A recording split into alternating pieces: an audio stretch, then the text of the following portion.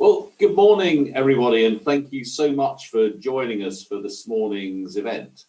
I'm Paul Johnson, Director of the IFS, and it's my brief duty and pleasure to introduce today's speakers, who will be Robert Joyce and David Sturrock, my two colleagues who have done most of the work for this presentation and for this report, which is about, as you can see on the screen, inheritances and inequality over the life cycle. This is the outcome of a pretty substantial piece of data analysis and modelling that's been going on at the IFS for a significant period.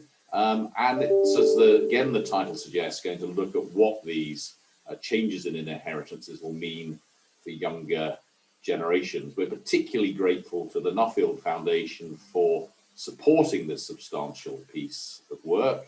The report was published on Monday. It's up on our website, as indeed is a short piece by myself summarising some of it for the Times, which is also available on the website. Rob will speak first, and then David. Between them, they will speak for, I think, significantly less than half an hour. That leaves plenty of time for questions, so please do use the Slido app that you've been sent a link to ask questions, and indeed vote for questions that you want answered, because they will come to the top of the screen and therefore more likely to get asked. With no further ado, I'm going to mute myself and switch off my video and hand over to Rob, and then he will hand directly over to David before we come back for questions in about 25 minutes time.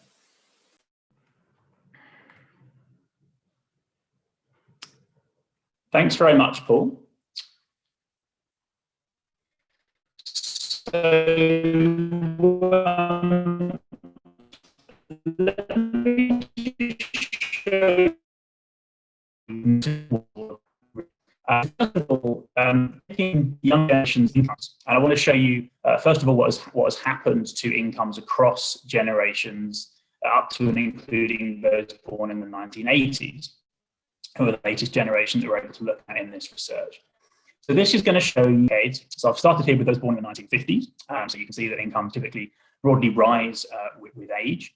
But what you can also see if I add in later cohorts now, starting with the 1960s and the 1970s, is that typically incomes also increase across generations. So at each age, incomes tend to be higher for each cohort here than they were for the previous one. You can see that that has stopped in the last few years, which reflects the slowdown, the rather dramatic slowdown of working age income growth, essentially over the last 10, 15 years or so.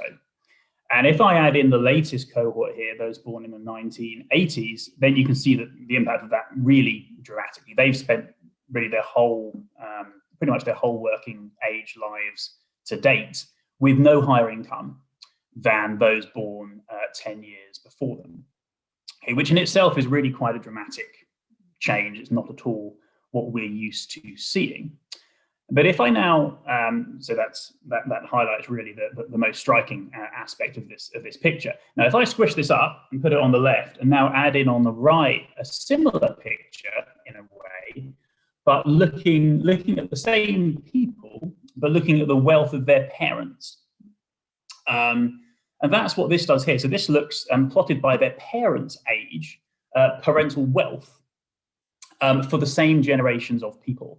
And here you see a huge difference. So you can see that for each generation of parents here, there are some ups and downs. And what that actually broadly reflects is the ups and downs of house prices. Broadly speaking, what you've got here is increases in house prices up to around the late 2000s financial crisis, then a dip after that, and then increases again. But what you can see as the net result of all that, if you compare the different cohorts, is that the parental wealth of those born in the 1980s is still substantially higher than the parental wealth of those born even in a short period before that, about a third higher actually than the parental wealth of those born in the 1970s.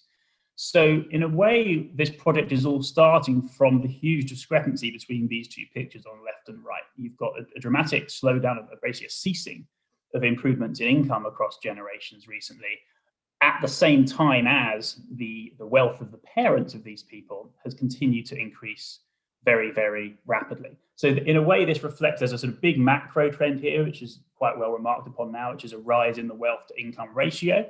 And this is really seeing that trend through a generational lens. And we're going to try and unpick the consequences of that for particularly younger generations in what is to come. So what we did in this research very, very broadly is set out to examine the impacts of the changing impacts of wealth that is going to be passed down from one generation to the next, focusing on those born in the 60s, 70s, and 80s. And there are broadly two phases to that. First of all, we simply try to understand in as much detail as we can who will inherit what, and how that will relate to their existing circumstances, their incomes, most notably. So this involves projecting forward both incomes and parental wealth from where they are now. It also involves using information on who has parents with different wealth levels in order to understand who is going to, or who is likely to inherit what, and how that will relate to their existing income. Okay, and then in the second phase, which is more what David is going to talk about, we are going to combine that with some modeling of how people tend to behave in terms of how their consumption and their savings behavior over their lives tends to respond to anticipated income, including inheritances, in order to understand what impact these inheritances may already be having on younger generations now, even before they're actually received, in order to get a more precise sense of what all this might mean for the economic well-being of different generations and inequality in that economic well-being. Needless to say, I guess, hopefully it's needless to say, there's a huge amount of uncertainty about all of the details of this. This is a pretty complicated exercise. In the full report, we do robustness checks and sensitivity tests and so on. I think the main thing to say is there is a lot of uncertainty over the details, of course, when you're trying to get a handle on something that's complicated.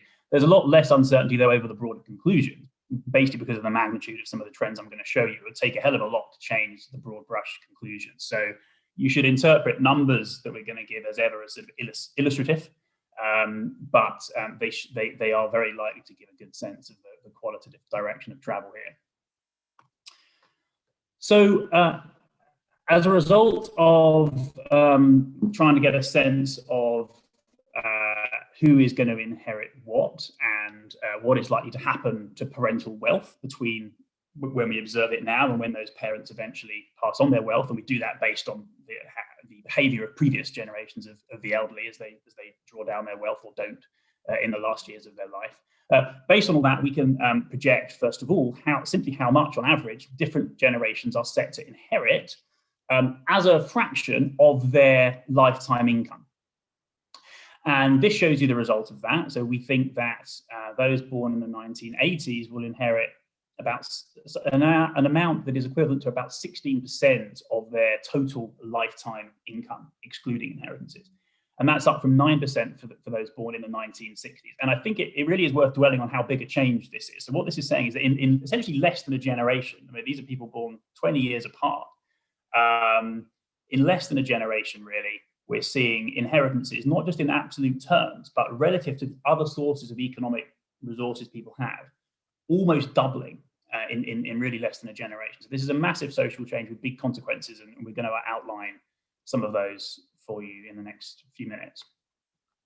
One of the consequences that people tend to think about is what this will mean for inequality, because essentially one of the concerns is going to be here that what starts out looking like a big inequality between generations, lots of wealth in the older generation, struggling incomes in the lower generation, will become inequality within the younger generation, because as that wealth eventually gets passed down, it won't get passed down equally.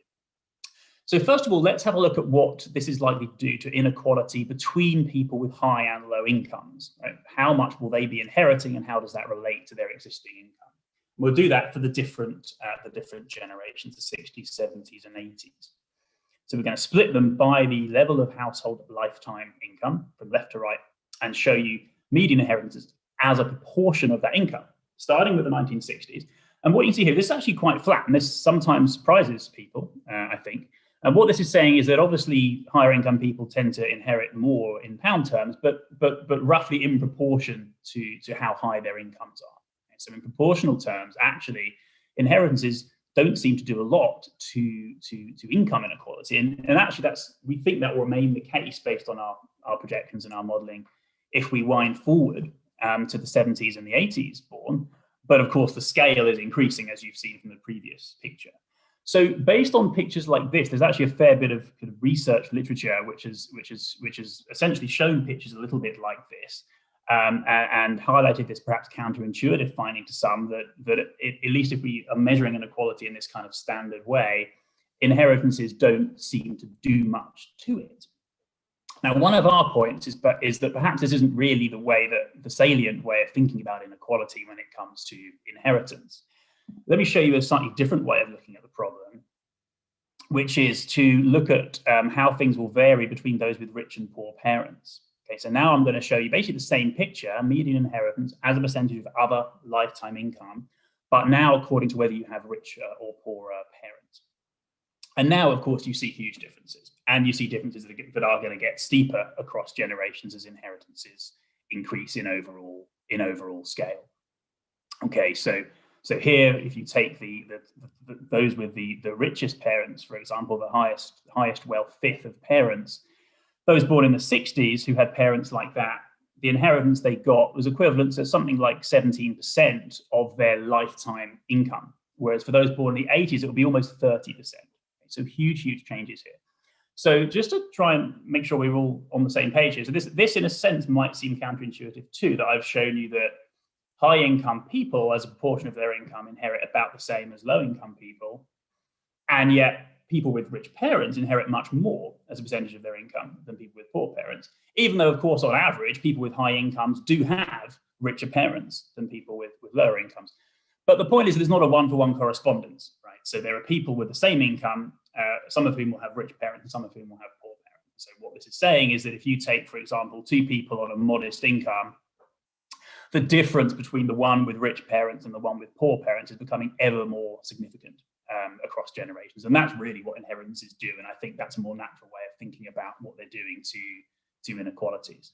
Okay, and that's becoming ever more important given that the incomes of those younger generations are themselves not growing. So rises in inheritance are becoming ever more important proportionally in determining the economic situation of these people over their lifetimes.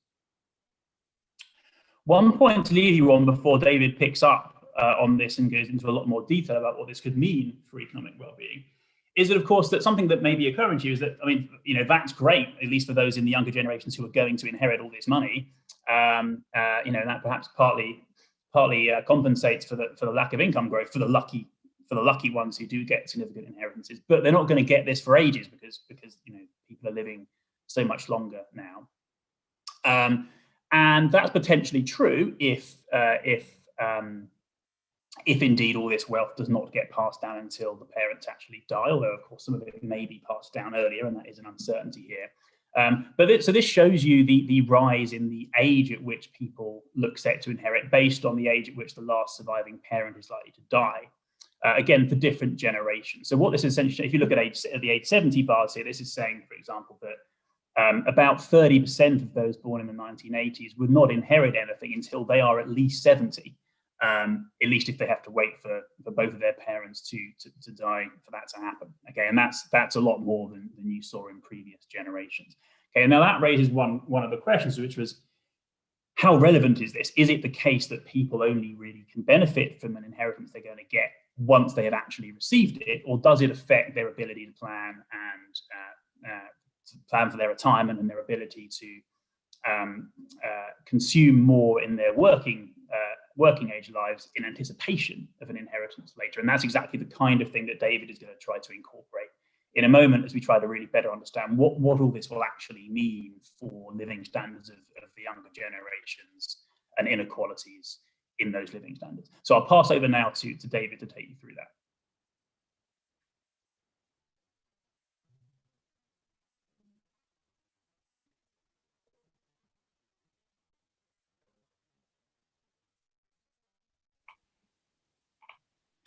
Thanks, Rob. Hello, everyone. So as Rob has talked about, the impact of inheritances on people's lifetime incomes, that is on the resources that they are going to, we think, get as a result of inheriting. I'm now going to turn to ask, well, what are people going to do with those? And how might they affect their savings and their spending decisions over the course of their lifetimes? And therefore, how might inheritances feed into living standards and inequalities? And in particular, as Rob has already hinted towards, we're going to be asking whether, even though inheritances are received relatively later on in life and increasingly later on in life for younger generations, might they still be having impacts on people's decisions earlier on in life and therefore their living standards today?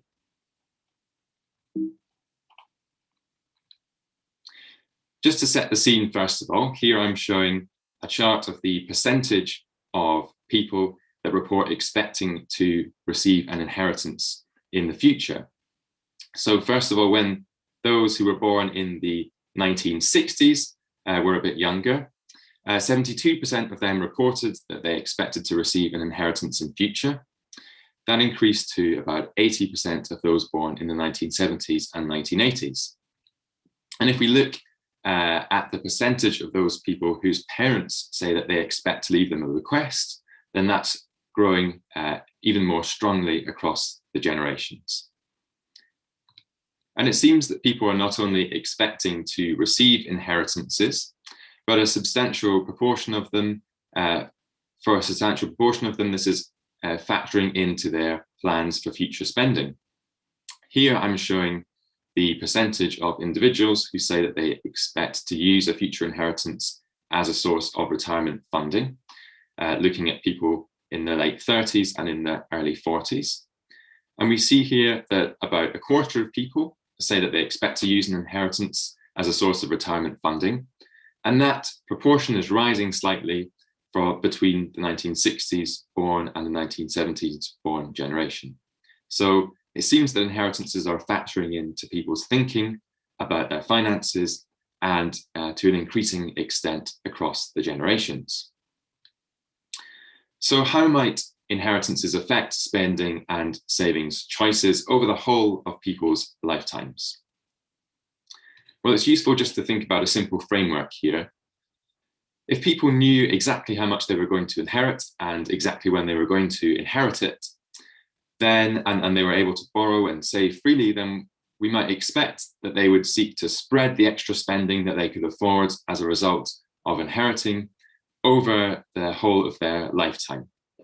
And they would do that by saving a bit less or borrowing a bit more in the years before they received their inheritance, using the inheritance to then pay back that borrowing or increasing their wealth, and then spend down a bit of that wealth through their older years, perhaps leaving something extra as a bequest as well. In reality, of course, things are not like that for at least two main reasons. First of all, there is, of course, significant uncertainty about how much people are going to inherit and when. There's always the chance that parents will see high costs towards the end of their life that reduces their wealth, and that of course interacts with how long they're going to live. That might mean that people are a bit cautious and hold back from spending what they expect to receive in inheritance in advance, just in case things don't turn out as they anticipate. And secondly, it's not generally possible to borrow against future inheritance income. And so that means that the people who are able to really respond to the anticipation of an inheritance by spending more are those who would have been saving substantial amounts anyway, and who can cut back on that saving somewhat. So what that means is that while there might be some people who can react to some extent and spend more in advance of receiving an inheritance, we might think that for many people, the bulk of the additional spending might come after they've received their inheritance. And if we look at data on how people have responded in terms of their wealth and their spending around the time where they've inherited in recent years, then what we see is that wealth, of course, increases when people inherit. But we also see that that increase in wealth is sustained for a few years after people have inherited. So we compared those who inherited to those who didn't inherit, and we could look at them for 5 years after they inherited.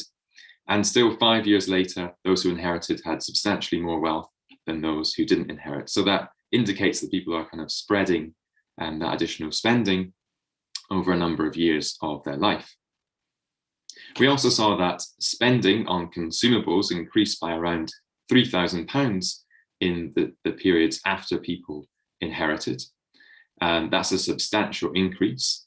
That would be consistent with people potentially, as we've discussed, increasing their spending in anticipation of inheritance, but also really waiting until they inherit, until they increase their spending substantially. Now, in order to go beyond the few years at which we can look at people in the data and to make projections of the impact of inheritance over the whole of people's lifetimes, including into the future for younger generations, we use an economic model which allows us to project the impact of inheritances on savings and spending choices for our different generations. The full details of that modelling is set out in the report, and I'm not going to go into it further just now. But what I will say is that at the micro level, that predictions of the model are consistent with how people tend to spend around the time where they receive an inheritance, and also at the more macro level, consistent with the overall amounts of wealth that they choose to build up. And as Rob has already said, with these modelling exercises, of course, there's significant uncertainty involved. So I think you should take away the kind of broad magnitudes and qualitative patterns that we project rather than the precise numbers. Using that model then, we project the impact of inheritances on the amounts of wealth held by our different generations across their whole lifetimes. And here I'm showing the impact on wealth held by those born in the 1960s at different ages. So we see that the largest effect comes in later life. At age 75, once people have received their inheritances, we project their wealth is 25% higher as a result of receiving an inheritance. The size of that impact is smaller at younger ages, when fewer people have already inherited. And in fact, in the 30s and 40s, when people are in younger adult life, we project that there'll be a slight decrease in wealth as a result of inheritances. And that's because of people anticipating their future inheritance, deciding to save a bit less and accumulating a little bit less wealth as a result. As we move through the generations, those impacts become larger. So looking at the 1970s and then the 1980s. That's because, as Rob has already said, we project that those born later will receive larger inheritances compared to their other resources. And I just want to point out one particular projection here. We're projecting that for those born in the 1980s, they will hold 9% less wealth at age 45 as a result of inheritances. And that is a substantive amount. It could go some way to kind of explaining the patterns that we see in terms of wealth holding behavior in younger generations, where people have often pointed to the fact that younger generations don't seem to be building up wealth as fast as we might expect. So perhaps the anticipation of future inheritances is one reason for that. It also suggests that when we're thinking about whether younger generations are saving enough for their futures, we should take into account the impact of inheritances and how that feeds into thinking about whether they have adequate resources for their retirements, for example. And finally, the fact that people are saving less today means, of course, that they're able to spend a bit more. And so inheritances are feeding through to living standards, even at younger working age, that is at the moment for younger generations. So continuing along that line of thinking, here I'm showing our projections of the additional spending in the years before receiving an inheritance for our different generations. So this is the average additional consumption, that is additional spending per year that we project for the years before people receive their inheritance.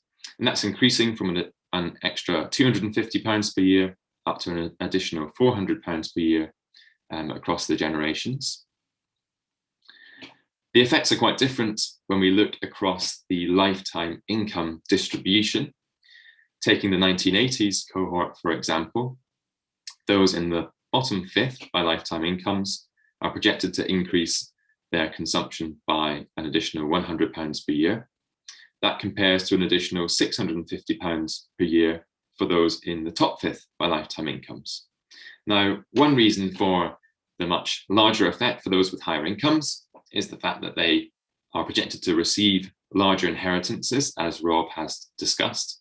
But what Rob also discussed was that we project that those inheritances received by those on higher incomes will be roughly of the same proportion to other resources as for lower income households. But when we look at this change in terms of consumption in percentage terms, we still see that those with higher lifetime incomes are projected to increase their spending and consumption by a larger amount in advance of receiving their inheritances. So why is that? Well, that is because, for one reason, it's those who have higher incomes who are more able to cut back on saving that they were already planning to do in order to spend more as a result of expecting to inherit.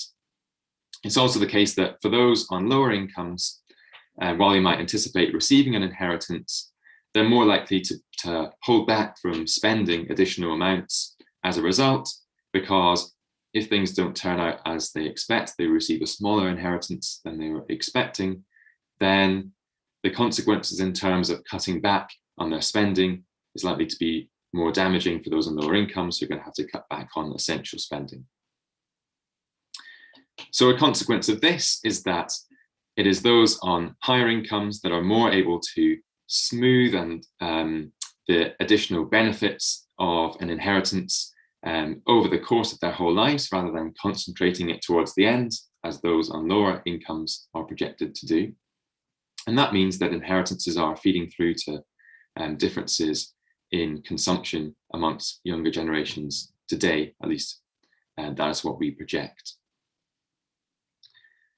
The final point that I want to make is that as inheritances become a more important determinant of lifetime incomes and of consumption and living standards, that means that any policies that redistribute inheritance income will have increasingly important effects too.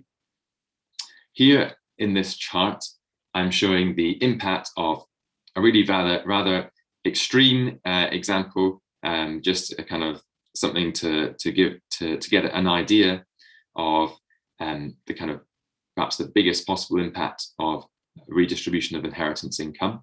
And that is to ask what would happen if inheritances were redistributed such that everyone got the same inheritance, which was equal to the average amount. So those who receive higher than average inheritances have some of that income redistributed to those who receive lower than average inheritances.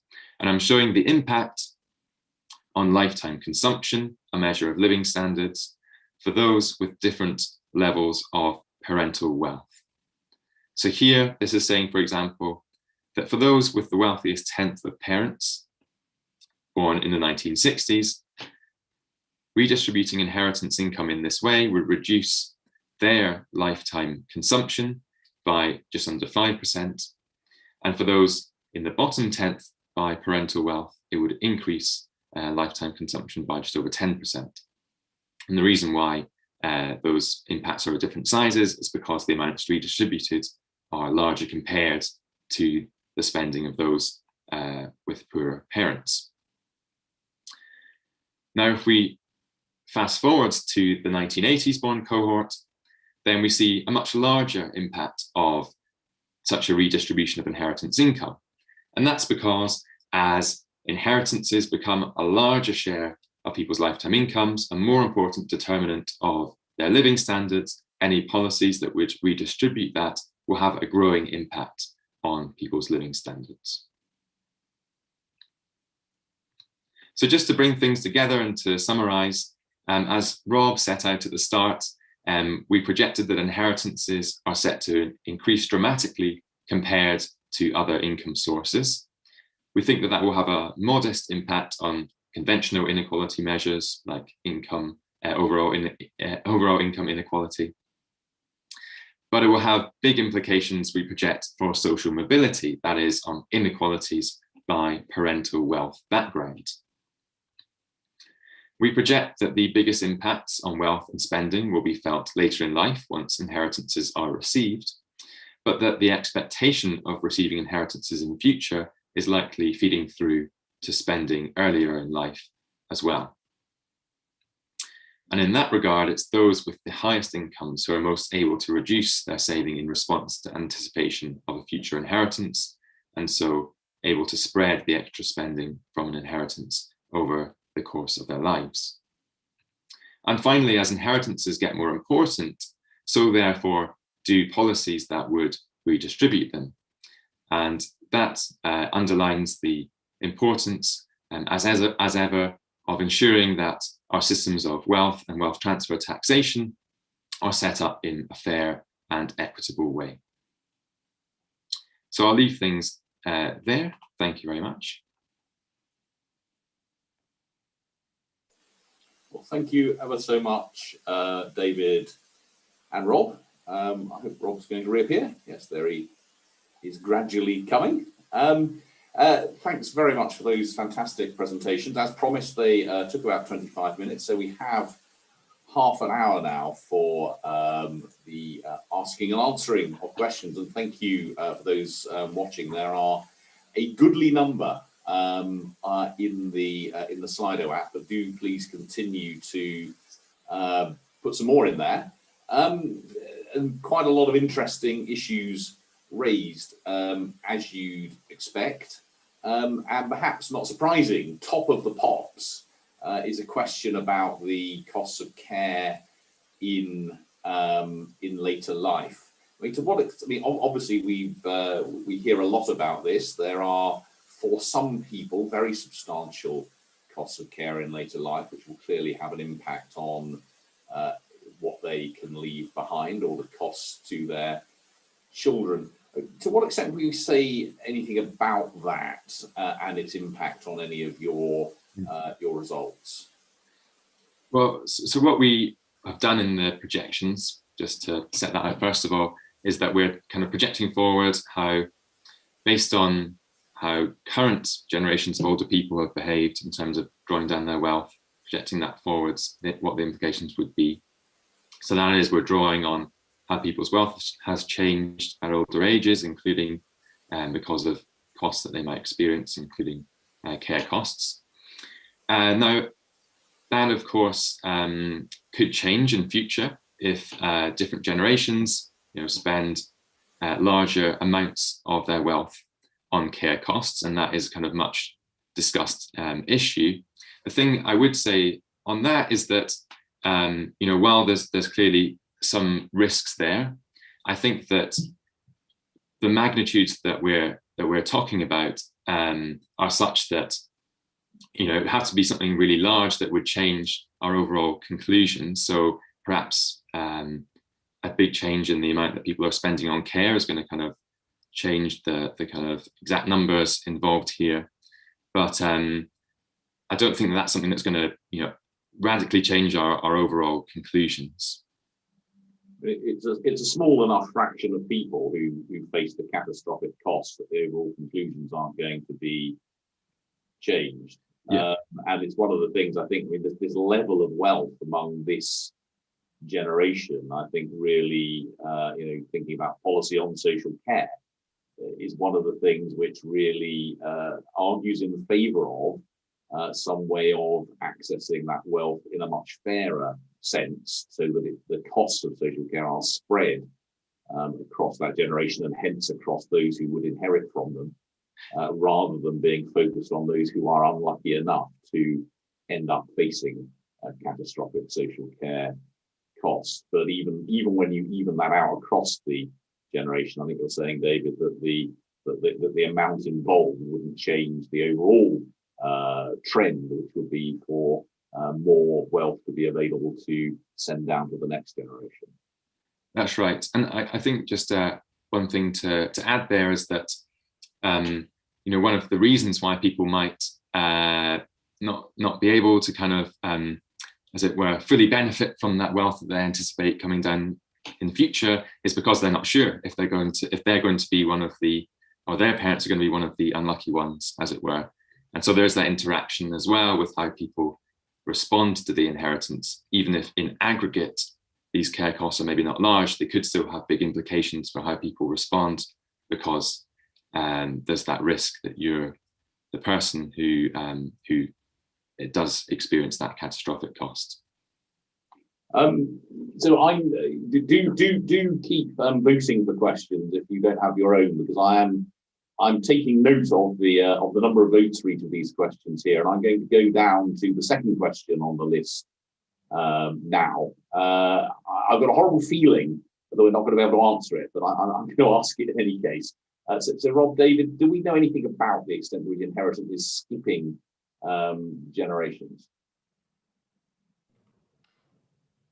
We did look at this, didn't we? Now, David, can you remember the numbers?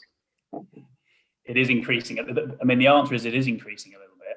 It's still quite a small minority, at least as far as the data that we have goes. Can you remember anything more precise, David? It's in the report. Yeah. So I think that the vast majority of inheritances that are received are coming from parents. Something over 2/3 or 3/4, something like that, amongst kind of younger people. There is a minority of people who are receiving from inheritances from grandparents. They tend to be smaller amounts, but maybe that's something that's going to become more important going forward as people are living longer as well. So that's, I think, while maybe not kind of of first order importance when it comes to thinking about these generations, it's something that could be becoming more important over time. I think another thing that maybe is more important that could work in a similar way is, of course, if parents just pass on more of their wealth before they die as well. That's another way that people could get money sooner, and perhaps a more important way potentially. And that's something else that could change, partly in response to some of the trends that we've seen, that a lot of younger people are going to struggle if they just have to use their own resources. I mean, that relates directly to another question here about really asking the question, should parents be encouraged to pass wealth to children earlier in life so that they can invest and use the income for their present needs? And I think that relates partly to your presentation, David, actually, which is that for certainly those who have the capacity, some are almost behaving as though they're getting the money earlier in anticipation of what's coming on later. But I think one of the things that I think your analysis also suggests is that if you're a parent with children who are not doing so well economically and may not be able to borrow or reduce their saving accordingly, then perhaps they're the ones who need helping out. That's exactly the sort of thing which will reduce social mobility even further, because that will ensure that as all families want, that children continue to be as advantaged as possible by their parental wealth. But do you have anything to add to that, David or Rob? Yeah, I think that one further thought, I suppose, is that while we've kind of been thinking about just overall amounts of wealth, different people hold their wealth in different ways, and different families are able to different extents to pass on wealth earlier. Now, for many people kind of across the bulk of the wealth distribution, much of their wealth is held in housing. It's not something that they can easily pass on to their children, without moving house or downsizing. And the other wealth that they have is kind of amounts of saving, which perhaps they need to use for themselves. It's those who are much wealthier who tend to have larger amounts of wealth held in other forms, financial assets that maybe they could more easily transfer small amounts of to their children. So when we're thinking about that ability to make transfers while still alive, then that's probably something which is also more open, more available as an option to those who are wealthier. So there's that dimension to consider as well. There's a couple of questions here, not surprisingly, about housing. I think there's an interesting question here about the impact of interest rates, where I think there are some interesting effects of this. So the question is, with interest rates so much lower than they were, doesn't that mean that younger people are now able to afford bigger houses? Where I think that the answer to that is, and my colleagues can come in off the back of this, that it's pretty clear that the main driver of higher house prices is the fact that interest rates are lower and have been falling over a significant period of time. Obviously, if house prices are higher, that makes it more difficult to get on to the housing ladder, but it does mean that the barrier is moving towards having an adequate deposit and away from the need to have an income high enough to pay interest payments, although that does remain a barrier in itself. But the evidence is very clear that the fraction of people in their 30s who are homeowners today is very much lower than the fraction of people in their 30s who were homeowners 20 or 25 years ago. And that reflects the difficulty of both getting together the deposit and having enough to continue to make the repayments. But with that needs to get the deposit together, a particular barrier, and one of the things where parental help is clearly particularly important. Did you want to add anything to that, Rob? Yeah, well, I think that's, I mean, that does feel like the right answer. And I guess, and an implication of that is that I think it's worth bringing out is, it's another example where it's important to think about inequalities within generations, not just across them. So in a way, what Paul is saying there is that low interest rates are fantastic for those who have managed to get on the housing ladder, who have managed to find the sufficient deposit, because they can then essentially afford that very cheaply. So that's great for them, but it probably makes it harder for the others to do the same thing, because it's one of the factors driving up house prices, as Paul says, at the same time as for some other reasons. Perhaps it's also become harder to get over that hurdle of finding a big enough deposit. And of course, for those who aren't on the housing ladder, low interest rates are a problem for other reasons, because it makes it much harder for them to accumulate other wealth, because they don't get any interest on their savings. So I think it's great for some people in those younger generations, and I think bad for a lot of the others. So it's important to think about inequalities within the generations. And I think that takes us nicely. That issue of inequality within generations, I think, is actually linked to the next question. Comes from Andrew. Most of the others I've asked have come from someone called Anonymous. It says, people relying on inheritances to fund their retirement will presumably leave little themselves. If income growth remains flat, what will their children do? And I think that's that is also an interesting question with respect to what the trends we're seeing at the moment might mean for longer term inequalities in wealth. But would one of you like to reflect on that rather interesting question about the generation after next, and even further than that, particularly in a world in which income growth remains flat? Yeah, so I think that I guess the implications really depend on the extent to which this is a trend which sort of continues and gets stronger, or whether we've kind of seen a big shift in terms of wealth to income ratios that then kind of stay as they are, or whether we might in the longer term see some kind of reversal back to something more like the conditions we've seen before. Now, well, we just discussed the impact of interest rates. Maybe some people think that that can't go much further. We can't really further increase wealth compared to incomes.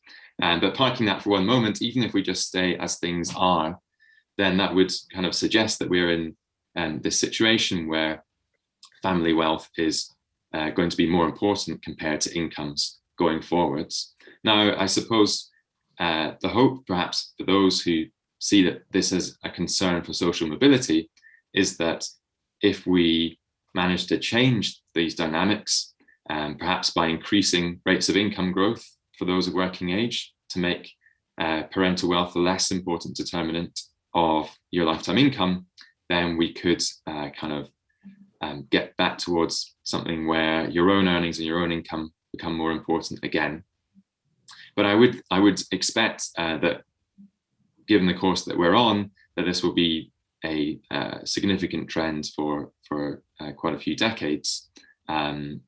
Where we go is something which depends on big economic trends, but also policy choices. And I think one of the interesting consequences of what we're seeing at the moment, I mean, one can think of the fact that we have a generation which has been really very lucky in terms of what's happened to house price levels, the stock market, interest rates, and so on. You could think if that was a one-off phenomenon, then, well, the sort of thing happens, and some people have been lucky and some people have been unlucky. But I think what this question is getting at to some extent is that is an effect which is likely, at least has the potential to magnify down generations. So if you have a generation which is on average lucky, but with considerable inequality in the amount that they're able to pass to the next generation, and on average, those in the next generation are inheriting a lot of those already doing relatively well, because we know those from better off backgrounds do relatively well, and they're inheriting quite a lot of wealth. You can see, and that overall, as the questioner suggests, we have stagnant incomes. You can see that could be, over a period of a small number of generations, something that could result in an increasing concentration of wealth and an increasing reliance on wealth and inheritance, and possibly, and I'm speculating here, an increasing gap in the lifetime living standards of those who are part of dynasties, as it were, which have done relatively well over this period, and those at the expense of those who haven't. So I think this longer term effect is a really important issue, and as the questioner suggests, really particularly important in a world in which we don't return to significant growth in real income. So I think that's a big and important question for the future.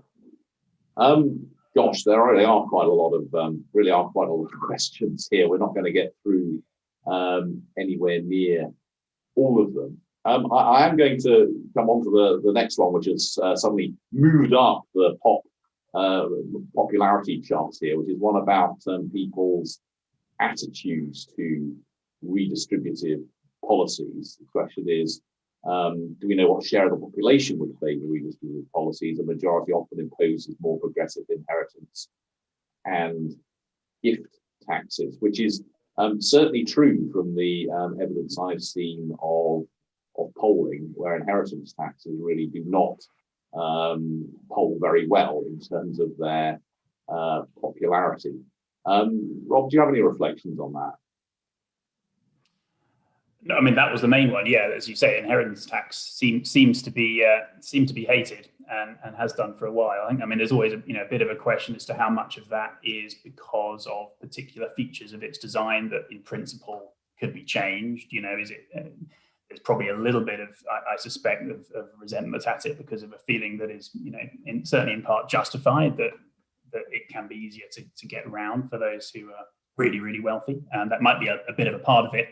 But I suspect there's also just there's probably also a more kind of guttural, instinctive dislike of something which stops you passing on what you want to pass on to your children. So it's certainly, it looks like one of the more unpopular taxes. I mean, I suppose the question was a little more general in principle as well, just around redistributive taxation. Although, really for the issue at hand here, it is more around. As we showed, in a sense, it's not really a broad story of an increase in inequality between those on high and low incomes here that we're talking about. It is more specifically about differences between those from poor and rich backgrounds. So, I think that we are more in, if we're thinking about sort of ways of addressing that through policy, I think we are more in the realm either of if we're thinking about taxation, of how we effectively tax wealth or indeed intergenerational transfers, or of course just a much broader picture of how on earth we get working age income growth back. Because don't forget, that's a key part of what's going on here. What we're saying, one of the main reasons why inheritances are growing in importance is because other sources of income are not growing. So we do also just get back to the whole issue of how on earth we get some working age income growth back, some earnings growth back as well. Can I add one? We don't have time for in the remaining 9 minutes. I just had one very quick thought, which is there's some interesting, pretty recent research by Stephanie Stancheva, who's an economist at Harvard University, where she looked at people's attitudes towards taxation, and they found that with inheritance taxation, people's reaction was very different depending on how the tax was framed. If it was framed from the position of those giving the wealth or from the position of those receiving. So I think that that's quite an interesting thing to consider. Yeah, and that's always struck me as being the sort of fundamental philosophical issue here, is if you have a bunch of wealth, then it's yours to give on in a free market economy as you wish. But if you're looking at it from the point of view of those in receipt, then if you believe in anything to do with merit, then receipt of inheritances because you happen to have rich parents seems extremely unjust. And it's precisely that difference in philosophical outlook, I think, which divides people. And certainly the instinctive reaction in most polling is that it's the first of those, that this is my property, I have a right to give it on, so it's inappropriate to tax it, which seems to win out at the moment. But I think that research that David is referring to suggests that at the end of a sensible debate, people may have more balanced or nuanced views about this, but it's a really big issue in this whole area. Again, lots and lots more questions here. There's a question about growth of DC pensions and the death of DB pensions and how much effect that will have on what people pass on in the future. And it's certainly one of the things which will, I think, result in, for future generations, lower levels of income and wealth in retirement, because clearly DC pensions are, they're different in two respects. The individual holds all the risk, but they're also much smaller on average than DB pensions, and that will, I think, over the next generation or two, have an impact on the distribution of wealth between generations, inheritances apart. Rob, David, did you want to add anything to that? Because that's clearly, looking at the next generation and the one after that when they get to retirement, this is going to be one of the biggest differences between them and this generation, where not quite a majority, a substantive minority, have really quite generous DB pensions. Yeah, I think that's definitely an important factor when thinking about kind of the ability of different generations to build up wealth. But actually also on the kind of giving side, the shift to DC is pretty important, because there's already some people, albeit minority, coming through who have DC pensions.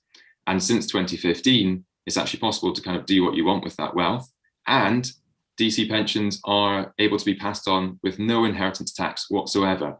And so increasingly, there is an incentive, if you want to pass on wealth, to do that through a DC pension. We don't really know yet if that's going to be really something which people do in large scale, but it has the potential to be a mechanism whereby people choose to pass on large amounts of wealth tax-free to their children, and something which is going to become more prevalent in the decades to come. So perhaps something for policymakers to act on quickly too. Yes, against quite a lot of competition. I think that is one of the more absurd and outrageous aspects of our tax system, that one is supposed to put money into a pension for the purposes of having a pension, but actually it's because of this particular element of the tax law, it just becomes a rather efficient way of saving to leave money as an inheritance, which seems to me to be pretty much indefensible. I'm rather boringly just going to carry on going down this list, because I think actually democracy is working here in the sense that we're getting some very interesting questions towards the top of the list. Now, a question about fertility rates. If an only child inherits 100% of their parents' estate and 4 children inherit 25% each, will that make a difference to distributions in the future? And I suppose it's worth reflecting on the fact that looking over long periods of history, we do, I think, know that those countries where primogeniture was the custom, in other words, essentially all of the lands and money go to the oldest, usually son, have ended up with higher levels of wealth inequality than those countries where the custom was to leave things in equal proportion to children, however many there were. But is this something that you've looked at, the impact of differing numbers of children on concentration of wealth going forward? We have, yeah, David. You probably more on top of the numbers again. But yeah, so I think it's incorporated in some of our, in all of our analysis, in fact, in terms of changes we've seen so far. So one of the kind of contributing factors to this growth in the size of inheritances is the fact that those born later have fewer siblings. So people are having fewer children over time, and that means that their wealth is split between fewer people. And generally speaking, parents do split their estate equally between their children. That's very much the norm in the UK and other kind of economies today. So that is one contributing factor. It's also a contributing factor when you think about differences across kind of socioeconomic groups. Those who are themselves more highly educated tend to have fewer siblings, and so that also contributes to them receiving a larger inheritance compared to those, say, with lower levels of education. Well, I think my sons are cursing me because there are 4 of them, and therefore they're not going to do so well as perhaps they might have done. We're almost at the end. I think we can't end without asking a final question. What about the pandemic? There's been a massive increase in saving over the last year. Is this going to make this any more extreme, or is this a sort of one-off temporary effect which we would expect to dissipate and therefore not impact on your expectations very much? Rob? That's obviously a very good question. So yes, it's true. As far as we can tell, there's been quite an increase in saving, as you might expect, because people haven't been able to spend money on a bunch of things that they used to spend money on. It does seem like that is more the case for those with more, as in those who are already richer, who have been more likely to build up more savings over this period. I mean, I guess the question in terms of the forward-looking aspect of your question, all that depends on what happens now, and how much of that now gets spent. I mean, that's an issue, quite an important issue, sort of macroeconomically right now, over which there's uncertainty. What is going to be the propensity of people to consume all this extra money that they've saved? And you can think of reasons that sort of point in different directions here. I think the short answer is we don't really know. My guess is they won't spend all of it, all of the extra money. A lot of it has been because people couldn't eat out at restaurants, for example, and you're probably not going to make up for all of that now. But yeah, we don't know. But as far as we can tell, it is true that as things stand, a lot of people's bank balances have got somewhat bigger actually during the pandemic, and that's much more likely to be the case for those who were already wealthier. So I think there is the potential for it to be a bit of an exacerbating factor for some of the things we've discussed. Great. Does that sound right, David? Yeah, I think that just the one thing I'd add is that perhaps the most important sort of lasting effect of the pandemic I might expect would be more kind of the fact that this is going to keep interest rates low, asset prices high, and it's going to mean that younger people's earnings are just taking another hit, and probably for years to come, rather than the sort of more immediate and probably smaller impact on their bank balances. Well, on that cheery note, nil interest rates and nil earnings growth for years to come, I think it's probably time to bring this to an end. thank you all for listening. An incredibly important topic. I think one much under researched and underappreciated, and one I think which is going to determine the shape of society, actually, not to put too big a point on it, for quite some period of time. So thank you very much indeed, David. Thank you, Rob. And as I said, all of what you've seen is available on the IFS website, the report and the presentations. And hope to see you at the next IFS event very soon.